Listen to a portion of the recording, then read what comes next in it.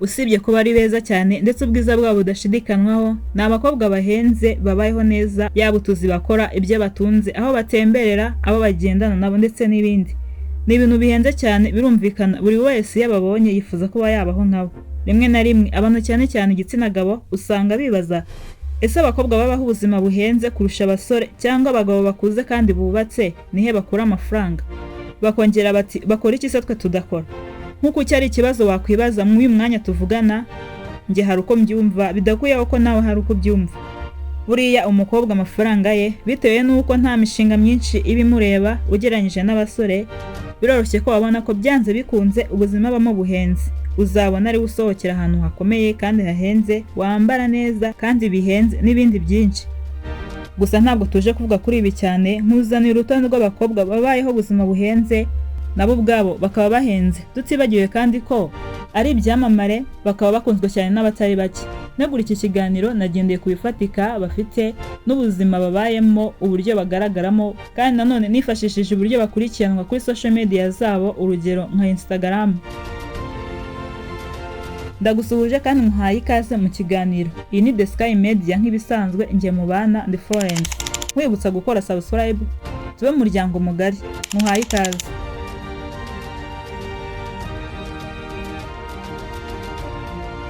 Tudatinze kaduhere ku mwanya wa 10 tumanuka tugera ku mwanya wa mbere kuri urutonde rwacu rw'abakobwa beza bahenze kandi babayeho neza.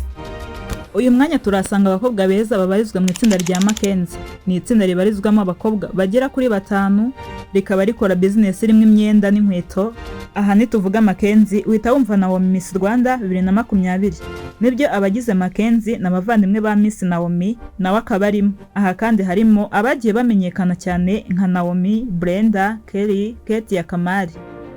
Aba bakobwa bagaragara kenshi basohotse kandi basohokera ahantu hahenze cyane, yaba mu mahoteli akomeye hano mu gihugu. Sibyo gusa, usanga no hanze mu bihugu bitandukanye bajyayo atari ibintu bikaze kuri bo. Aba bakobwa kandi ntabwo uzigera ubabona batishimye, barangwa no guseka aho bari hose. Tutibagiye kubyina indirimbo zitandukanye z'abahanzi, biragoye ko hashira iminsi nk'ibiri badapostinze bari kumwe kuri dine cyangwa ibirori bitandukanye.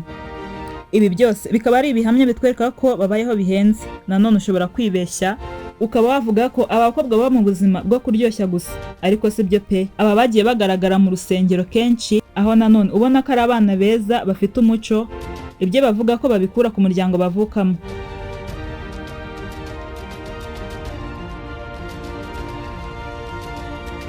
Twikomereze no ku mwanya wa 9 turasanga umukobwa mwiza, akaba yaritabiriye ikamba rya Miss Rwanda, aho hano yegukanye ikamba rya Miss Heritage 2022. Uyu ni uwitwa Keri ya Ruzindano. Keri ya nyuma ya Miss Rwanda ni umwe mu bakobwa bakunze kugarukwaho mu itangazamakuru, yagiye agaragara mu bikorwa bitandukanye by'urubyiruko ndetse n'ibya leta. Ubu tuvugana Keri afite abamukurikira benshi, ari byo bimufasha kuba yabona abamugana ngo abamamarize ndetse n'ibindi bikorwa bimuzanira amafaranga. Uyu mukobwa uzamubona kenshi ari ahantu hihagazeho, ndetse ni kenshi twamenye ko ajya hanze mu bihugu bitandukanye. Usibye kuba aturuka muri famiye yifite bikamuha amahirwe yo kuba umukobwa uhenze, twabyumvise ko nawe ubwe ibyo akora bimwinjiriza. Ku mwanya wa 8 turasanga umukobwa witwa Hilton Sonia. Uyu mukobwa afite ubwiza buhebuje ndetse buvugwaho kenshi. Yamenyekanye nyuma yuko tumenye ko ari umuvandimwe wa Uwikeza Pamela. Sonia akaba ari mukuru wa Pamela.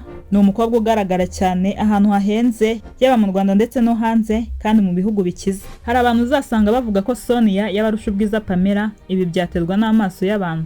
Gusa igihari nuko bombi bafite ubwiza budashidikanywaho. Sonia akurikirwa n'abantu barenga 200,000 kuri Instagram. Dukomeje no ku mwanya wa 7 aho turasanga umukobwa witwa Brenda ubarizwa mu itsinda rya Makenzi. Nubwo twamuvuze muri Makenzi, ariko nawe afite ubuzima bwe bwite bimugira nawe ubwe icyamamare. Brenda azwi cyane kuri radio ikunzwe n'abatari bake, iyi akaba ari Power FM. Ni umwe mu banyamakuru bakunzwe bitewe n'ikiganiro akora, ahakorana n'abandi mu kiganiro gisha kuri Power FM. Brenda afite abamukurikira barenga 200,000, aho bimugira umukobwa ukunzwe kuri social media nkuko twabibonye. Akaba ari umwe mu bakobwa babaho neza ubuzima buhenze. Dukomeje no ku mwanya wa 6 turasanga Vanessa Raisa Uwase. Uyu mukobwa akaba yaritabiriye irushanwa rya Miss Rwanda, akaba kandi yibitseho ubwiza budasanzwe yagiye avugwa cyane mu binyamakuru, yavuzwe ku bijyanye n'inkuru z'urukundo yagiye agaragaramo. Uyu mukobwa kandi mu minsi ingana n'umwaka yagaragaye aporopozwa mu buryo bwatunguye abantu benshi. Tudatinze ku rukundo, uyu mukobwa yagiye agaragara mu mishinga itandukanye, aho kandi igikundiro abantu bamugiriye byagiye bimuha amahirwe menshi kuba amakampani menshi akomeye yamuha akazi ko kwamamaza. Gusa Vanessa yafunguye kampani ye y'ubwiza yitwa Her Majesty, akaba ari mu bakobwa binjiza amafaranga menshi. Twageze muri top 5. Wibuke gukora subscribe na like mu gihe wakunze ikiganiro cyacu, kandi nanone ibitekerezo byawe turabikeneye muri comment. Uyu mwanya wa gatanu turasanga umukundwa Cadette. Uyu mukobwa yamenyekanye nyuma yo kwitabira Miss Rwanda 2019, gusa ntabwo yabashije kugira ikamba yegukana. Ni umwe mu bakobwa bafite ubwiza budashidikanwaho. Akunda kugaragara mu bikorwa bya siporo, ahagaragaza ko nta munsi wakira adakoze siporo. Akunda kandi gukoresha amagambo yuzuye ubwenge abwira amukurikira ku mbuga nkoranyambaga ze. Agaragara kenshi mu bikorwa bitandukanye harimo ibijyanye n'urubyiruko, ibirori n'ibindi. Uyu mukobwa kandi yakunze kugaragara mu mashusho y'indirimbo z'abahanzi bakomeye. Ni umwe mu bakobwa bagaragaza gukora cyane, aho usanga abarizwa mu bintu bitandukanye kandi ibyo bimuha amafaranga. Cadette mu myaka nk'ibiri ishize yagaragaje ibyishimo byo kuba yarabashije kwigurira imodoka, akavuga ko kubwo gukora cyane no kugira intego bitumye agera ku modoka yifuje kenshi. Kuvuga ko Cadette ahenze ntitwaba twibeshye. Dukomeze ku mwanya wa 4 turasanga umukobwa mwiza cyane Kayumba Darina. Uyu mukobwa ufite imiterere ituma abantu bavuga yamenyekanye nyuma yo kwitabira Miss Rwanda. Umukobwa w'ubwiza budasanzwe ariko kandi mu bigaragara uba mu buzima buhenze. Uyu kandi yegukanye ikamba ry'igisonga cya mbere muri Miss Rwanda 2022. Yagiye agaragara kandi mu bikorwa bitandukanye ndetse akaba yamamariza amakampani atandukanye. Ni umwe mu bantu bakunzwe cyane bitewe n'uko ahora aseka, aririmba, asubiramo indirimbo z'abahanzi, aho bavuga ko ashatse yaba umuhanzi. Icyo twavuga kenshi uzakunda kumubonana n'abastari, akaba yigira vibe zirenze. Twageze no ku mwanya wa 3 turasanga Naomi Nishimwe.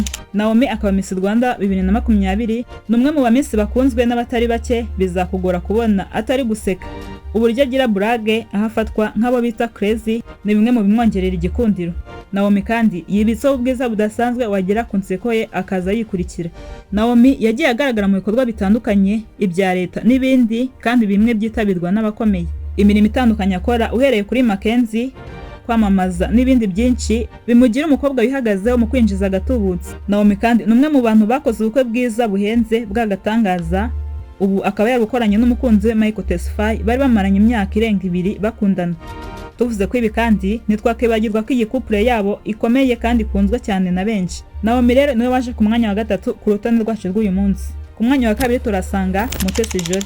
Jolly akaba yaje ku mwanya wa 2 mu bakobwa bihagazeho babayeho ubuzima buhenze. Jolly akaba ari Miss Rwanda 2016. Ni umwe mu bakobwa bigoye ko ashira igihe atavuzwe. Yagiye avugwa mu bintu byinshi bitandukanye, akaba afite ubwiza buvugwaho kenshi. Ni umwe kandi mu bitabiriye inama zikomeye n'ibikorwa bitandukanye kandi nabyo bikomeye. Akunzwe n'abatari bake, akaba umwe mu bakobwa b'abanyabwenge u Rwanda rufite. Ntabwo twatinda cyane kuri Mutesi, ndabizi ko mumuziho byinshi. Ku mwanya wa mbere turasanga umukobwa wigaruriye imitima ya benshi. Nimvuga ko akunzwe umve ko birenze, nta wundi ni Keti Bashabe. Keti ni umukobwa wa mbere mu bakobwa biteje imbere, akaba afite imitungo myinshi, harimo inzu ifite bake hano. Uyu yamenyekanye mu bikorwa bitandukanye cyane, ariko amenyekana nk'umunyamideli, bikaba biri mu kazi kamwinjiriza amafaranga n'uyu munsi. Keti uzamubona mu bikorwa byo gufasha bitandukanye, aho ubu afite umuryango ufasha abana hirya no hino mu gihugu. Ni byinshi biranga Keti kandi byiza. Gusa ntitwagina tutavuze ku bwiza bwe, yewe burutu bw'abamisi. Ibi byose bituma aguma akunzwe na benshi. Wakoze kubana natwe. Niba hari abandi nawe uzi kandi ubuzima bwabo bushobora kuba icyigisho ku rubyiruko, cyangwa ukababonye hari abo twashyize ku mwanya badakwiriye, dusangiza igitekerezo muri comment. Ibiganiro ku byamamare bitandukanye nakagaruka hano kuri The Sky Media. Bye bye.